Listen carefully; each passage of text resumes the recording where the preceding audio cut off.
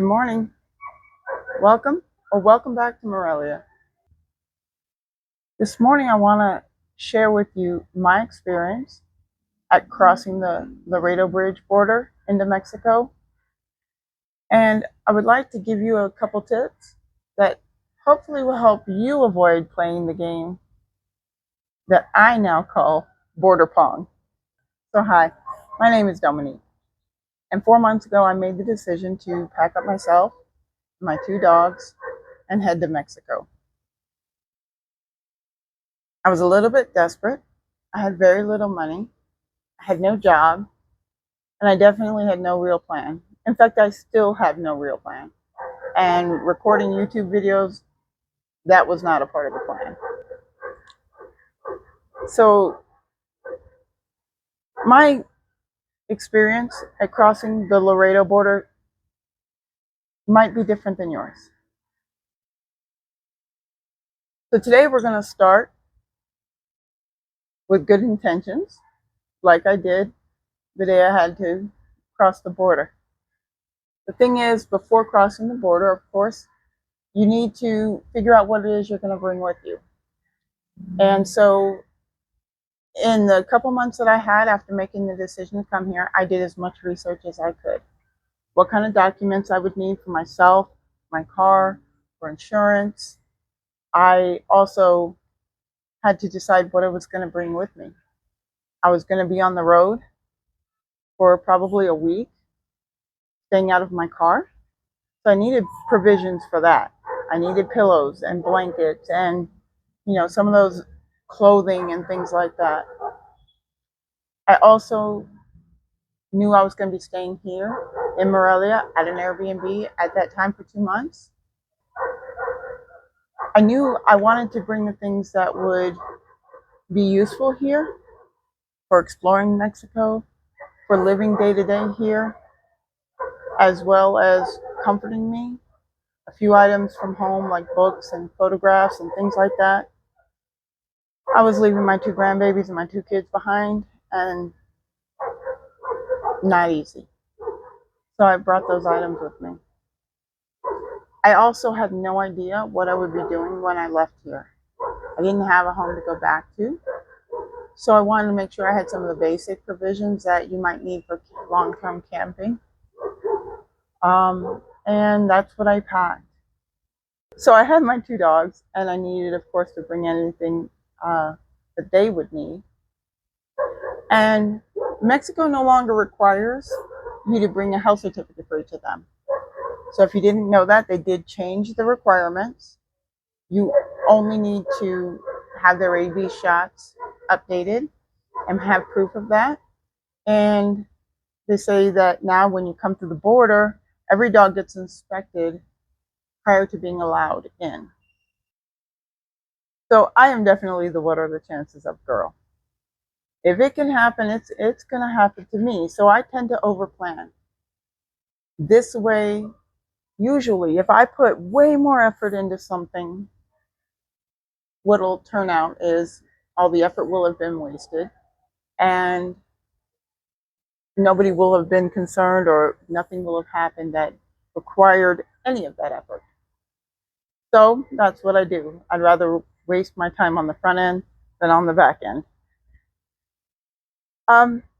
So in this case, I did make sure that my dog's rabies shots were updated, but I also went ahead and got a certificate for each of them. I wasn't taking any chances. I only brought food items that were compliant, like, you can't bring any fresh, like, fruits and things like that in, or even any dried ones. There are certain dried herbs and things you cannot bring in, so I left them behind. But I do enjoy cooking. I didn't want to have to come here and spend money on items I already owned. Again, I was on a pretty strict budget. So what I did, I packed up these totes. They're about maybe a foot long and 6 inches high or less. And I packed up about 13 of those, and I filled them with all sorts of items and whatever could fit in there. I already owned these totes. I did not go out and buy them. So I already had them all. And I put food items in there. I put, basic necessities in there that you're going to need, along with some other personal items, clothing, different things. Actually, I had clothing in space bags, and I flattened those out and put them on top of my car in a soft top rooftop carrier. But I was extremely careful about what I packed. And so I was hoping that it would all be a waste of time. There are going to be links down in the comment section below that'll help you find some of these resources. The morning I headed to the border, I woke up a little bit late. I had the intentions of getting there around 6 or 7 in the morning. I had heard that it would definitely be less crowded there. And so that's what I did, except I didn't. Those were my intentions. I took a bit longer to fall asleep that night, had a little bit of a rough night, just trying to, I didn't want to mess with setting my bed up and all of that, so I opted to sleep in the front seat. I did not sleep very comfortably. Again, I've got a compact SUV, so I got up, I headed to Planet Fitness for a shower, grabbed myself some breakfast, made sure the gas in the car was all topped off, a few other little things.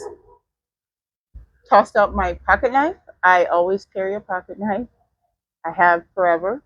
And my kitchen knife. And I wasn't taking any chances. They say absolutely no knives and no types of weapons can come through the border.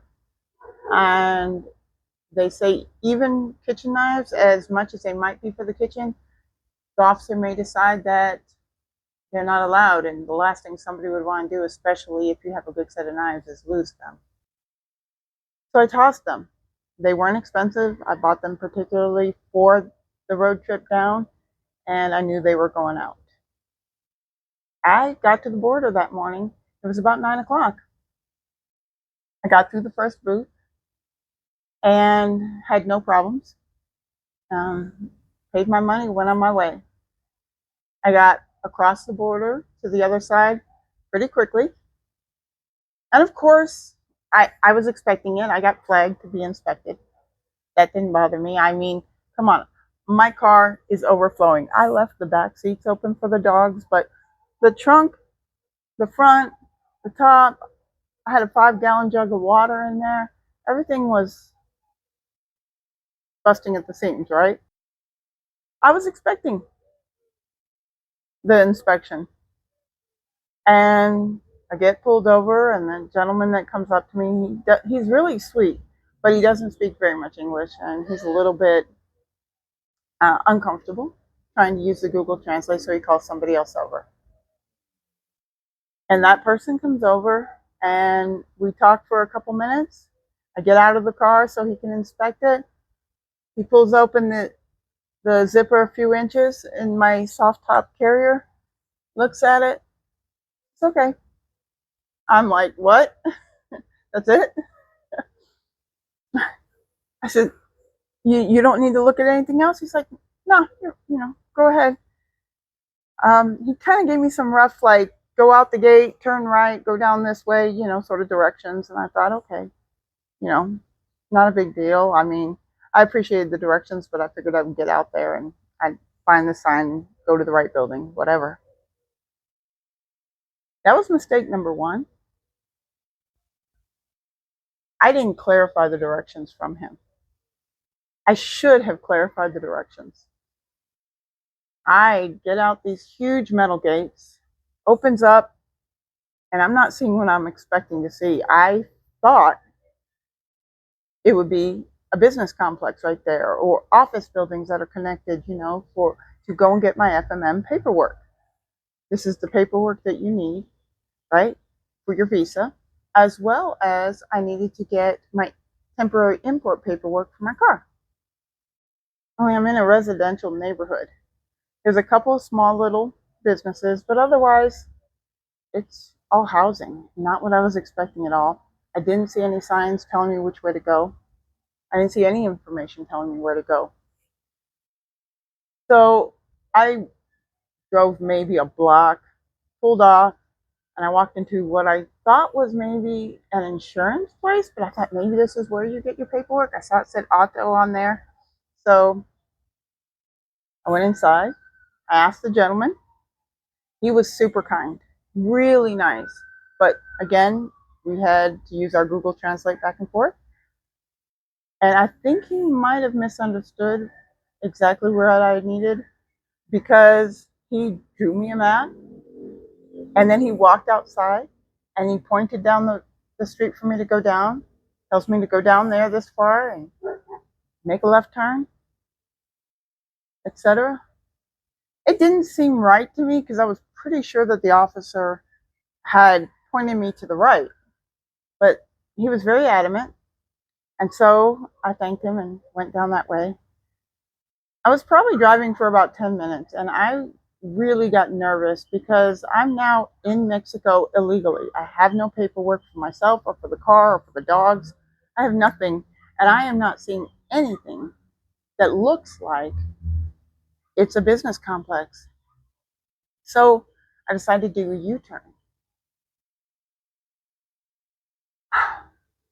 What I didn't realize was that the street that he had sent me down was apparently great that way. Like, you could come across the border, make a left on that street or whatever, and head on in. But going back, it only went back to the border. There was no way to make a left turn. It was divided. There was no way to get out of that situation once I had made the U-turn. I was driving and this guy on a bike kind of flags me down. I don't know why he picked me, but he did. And so I tried to explain to him that I was trying to get to the FMM office. And he tells me, okay, well, you can park here.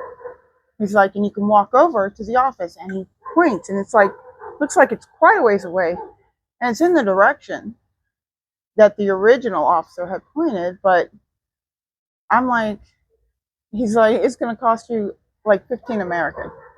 And I didn't trust this guy. I had seen enough warnings that I was kind of concerned about people trying to take my money for nothing. It didn't make sense to me that I should park and pay $15 and walk a long way. Nor was I going to leave my dogs in the car for that. So I told him I had no money. He said, okay, go ahead and, get back in line. I got up to the booth where I needed to pay, the toll to go across. And I tried to explain to the woman again that I really wasn't trying to get back to the United States, that I wanted to be in Mexico. I just needed to do a U-turn. And there was space right there for me to do it. But she said that wasn't possible. I couldn't do a U-turn right there, but the officer over there would help me get to the FMM office. And I was like, great, no problem. So he comes over and he pulls me over and he tells me, and I told him, I said, yeah, thank you so much. I really appreciate that. Where can I turn around? And he said, well, you can't turn around. You can park right here. Again, this is in Spanish, but he's telling me I can park right there. And then it's going to be about $15. And again, my brain went, something's wrong here. I'm not paying somebody a random $15 so I can park my car. Nor am I leaving my dogs in the car and walking across to wherever this office is at. He said, okay, well, you can get back in line. So that's what I did. I think that was the right move, but if you didn't have dogs, I would have said that was the wrong move, pay the $15. That's what I'm going to tell you. If you're not traveling with dogs, pay the $15, because I ended up in a line that took about an hour and a half to get back to that border. And so about an hour and a half later, I arrived back at the U.S. border. I tried to tell the guy, hey, I just need to turn around. Is there a place where I can turn around? I said, and he's like, well, how long has it been since you've been to Mexico? I'm like, I was in Mexico like an hour and a half ago. And he's looking at me like, I said, I literally crossed the border into Mexico, got lost, and turned around and came back. he started asking me some more questions like where was I going, what was I doing, what were the plans there. I told him I had an Airbnb here in Morelia. No, I didn't have any friends or family. No, I didn't have a job. Yes, I did intend to stay here for a couple months. And no, I didn't intend to be back here on the US side. I just got lost and got stuck in this line and had to come back. And he kind of laughed about it for a minute. And he's like, okay, no problem. He's like, do me a favor, just pull over here for a minute. We're going to do a real quick check, and you can go on. I said, all right, no problem. I appreciate that. Thank you. Do you know where the FMM office is? He's like, I don't know any idea where that is. He's like, but, just go ahead and come on over here. A real quick check. They pulled me over and they pulled every item out of my car. Well, actually, I had to help unload or every item out of my car, which included the 13 totes, along with camping chairs and the full rooftop of bags that were, blankets and pillows and clothing and shoes and etc. Every item in my car, the extra totes that I had in there, you name it, it all went through an x-ray machine. Thankfully, my totes were small enough they had no problem sliding through the x-ray machine. They tied my dogs up to a post right there, and Kira, she's a bit leery of everything that's going on. She was watching everything. Cassie was looking for somebody to pet her. Kira was watching everything. Kira is my Dobie Weimaraner. Cassie's my little Chihuahua mix. Anyway, I expected this. I wasn't upset by it at all. I am trying to come into the US with an overflowing car and not a very good backstory, but who knows what I could have been hiding in there. So yeah, I had no problem. Everything I brought, I was sure was in compliance, so I wasn't concerned. I just kept apologizing to them. I just kept telling them how sorry I was that they had to go through all this, that I was expecting it, but I was sorry they had to deal with it. They kept saying it's our job. I'm like, I know it's your job, but I don't mean to make it more difficult. And they were, fine and friendly and helpful in the sense of, some of them helped me unload some of the items out of the car, and other ones, were just kind. So I did that. I loaded my car back up, and yeah, back to the border, back to the toll booth. I asked the woman that was running it if she knew where the FMM office. She pointed across the water and said it's over there, which seemed to be the area where the first officer had tried to give me directions to, but I couldn't see anything because we were enclosed behind these giant walls. I told her what had happened and about the people that had tried to get me to pay for parking, and she just laughed and she was like, no, don't do that. Don't trust anybody here. Don't even trust the police. Just don't do it. And I was like, okay, yeah, I've heard that before. I tend to trust people. I tend to believe that more people are good than not. So, back to the Mexico border I went. And I get over there, and this older gentleman flags me down for inspection, which I'm expecting, of course. I mean, again, car, overloaded, dogs, you name it. So, no problem. I pull over. As I'm pulling over, though, I see the first gentleman who had helped me with the inspection, and he's walking towards my car. And he comes up to the car, and he just I see him telling the other guy to go away. And he's asking me what happened. And we're using Google Translate along with my broken English, and I'm telling him I got lost. I ended up back in line. Now I'm back here. And he just started laughing, and I started laughing. And he said, basically in Spanish, told me we're going to make sure you get there. So he takes my phone and he opens up my Google Maps and he puts the address for the FMM office in there and tells me to have a great day. No inspection, nothing. No, I mean, I think he thought the situation was too hilarious. Maybe he's seen it many times before. I don't know. But so no inspection, nothing. I'm on my way again. Thanked him, of course, profusely. Why didn't I do that in the first place? Why didn't I just put the address into the FMM office? I had been using Waze and Google Maps the whole way here. Why did I stop that morning? Waze was having a bit of trouble, but as it turned out, Google Maps wasn't. Should have done that. Definitely mistake number 2. So, but after that, no problem. 5 minutes later, yes, you had to go through the residential area. You had to make a right and another right and go down a side road. And it kind of had me worried for a minute when all of a sudden out of nowhere comes a business complex. So I park. I saw a building that had a number 1 on it and some word I don't remember. It was the name of where it is you're supposed to go. And so I left the dogs in the car. I rolled down the windows. I have bug screens on my car, and I rolled them down a good halfway. So I get to the first window, and the person that's working behind the desk is really nice. Doesn't speak much English, but he's happy to use the Google Translate. Tells me that, how much it's going to cost, and gives me the paperwork to fill out. Tells me that if there's any problems, that the gentleman that's standing nearby can help me fill out the form because it's in Spanish. And so I was grateful. I go and fill it out. I did end up asking him a couple things to make sure I put some stuff in the right place. I gave the guy my paperwork, and I told him I had 2 dogs in the car, and he said, okay, that's fine. No problem. And he sent me towards the next window. But when I got out there, the area I thought he told me to was completely under construction. There were workers there. The area was torn up. The hallway seemed dark. I was pretty sure it wasn't where I needed to go to get these copies. And I walked down a little bit. I just felt super uncomfortable. And I left.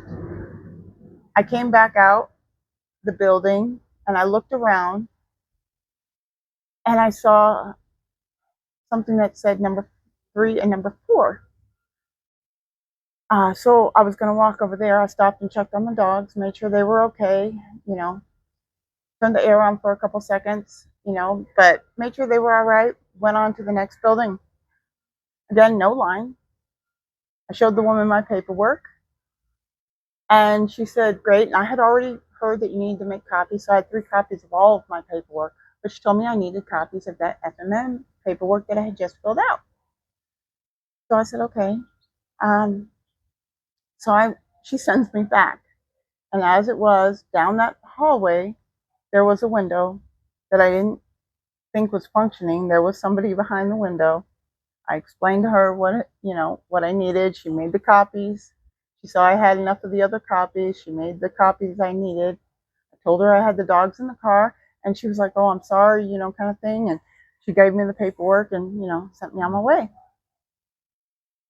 So I went back again to check on the dogs. So it had been about another 10 minutes or so. This was going very quickly. There were no lines. And I get back over there. I give the woman my paperwork. She sends me to the window. She was at the initial stand. She did a few things and sends me to the window. At the window, the woman is taking care of my paperwork, and she's talking to her coworker. And I let her know. I said, I have 2 dogs in the car. I said, I'm sorry if I seem a little bit antsy. I wasn't trying to look nervous or anything. I said, I'm a little bit concerned because it's so hot out and I have these 2 dogs in the car. And she says, oh, like she's sorry. And all of a sudden she stops talking, starts working faster, takes my money. I've got my insurance paperwork. Had to show her I had car insurance, but now I've got my auto import paperwork, got my FMM. I've got my visa for 180 days. And I was out of there. So after I left the building, I was on my way back to the car when I realized nobody had checked the dogs out. I had told every single person that I came into contact with that I had 2 dogs in the car. And no one asked to see them or told me where to go or anything else. So I had to make a decision. Do I go back and make an issue out of it, or just skip it. To be honest, I was already hours behind schedule. I thought if they really wanted to do it, any one of them had the opportunity to, so I opted to skip it. Then I got stopped by an officer, and I thought, okay, he saw the dogs in the car. He was going to tell me something or ask me for paperwork for them or show the paperwork I just received, something. He just wanted to know if I wanted to join this caravan. I didn't know what he was talking about, and he said it was a caravan that takes you 25 miles into Mexico. It escorts you, essentially. I was like, how much does that cost? And he said, oh, you know, nothing. I mean, if you want to make a donation, that's up to you, but no. And I was leery, and I remembered what that woman said at the border about not trusting anyone, even the officers, and I had seen enough information about that. So I was a little bit leery, and that's not like me, but I thanked him. I said, no, I was a bit hungry, and I was going to go look for somewhere to eat, but I hadn't eaten today. And he said, okay, are you sure? I said, no, I'm okay. So I get in my car, and I start driving out of the gate, and another officer stops. I thought, okay, he wants to check my paperwork. No, he wanted to know if I wanted to be a part of this caravan. So now my brain is really thinking, okay, what is this? I knew that the areas closest to the border are considered to have some of the highest activity. So I tried to get some more information about it.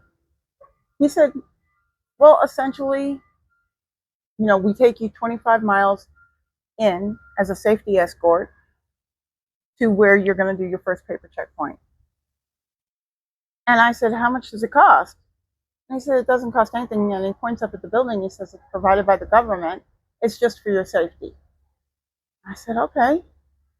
And I stopped for a minute, and I realized I was probably about to make mistake number 3 if I didn't say yes. And so I did. I got in line behind the other 5 or 6 cars that were there and followed this officer. As I was driving, I got on with ChatGPT and said, hey, this is what's going on. Is it legitimate? And ChatGPT responded with, yes, it's absolutely legitimate. It is provided by the government. It is for safety for the people coming in because there is a lot of higher criminal activity in that area, and it's considered a less safe area, especially for tourists. So that made me feel better. So for 25 miles, we cruised along. We were right by the water for a while. I could see it. The scenery was beautiful. He escorts us to the first checkpoint. The officers checked my paperwork, and I'm on my way. I am now free to drive through at my own pace, enjoy my view, and head to my first Airbnb, which being hours late, I was really still hoping I would make on time. So, yeah, border Pong. Yeah, try not to do it. Do all your research. Use your GPS. Make sure you have the physical address, which down in the comments below or in the description, you're going to be able to find the address to the particular FMM office that I use. Like I said, I'm going to have a couple of links down there, not only to my first video that'll give you more information about why and how I ended up here, but a couple of resources that you can use. Seriously, this border crossing would have been much simpler if I had just done a couple of things differently. But one of the things I'm most grateful for was the conscientious thought that the government put into helping its tourists be safe. That escort, I just enjoyed the ride, you know, and it was beautiful. And then I got to there and presented my paperwork. No problems. So what are the chances that you're going to subscribe or hit like or show back up? for the next video? I'm not really sure, of course. If you're curious about the road trip down, if you're wondering if I hit any speed bumps, I hope you come back and check it out. The next video, we're going to talk about my trip between that paper checkpoint and arriving here in Morelia. So thank you for watching, and I hope you come back next time for the road trip. Take care.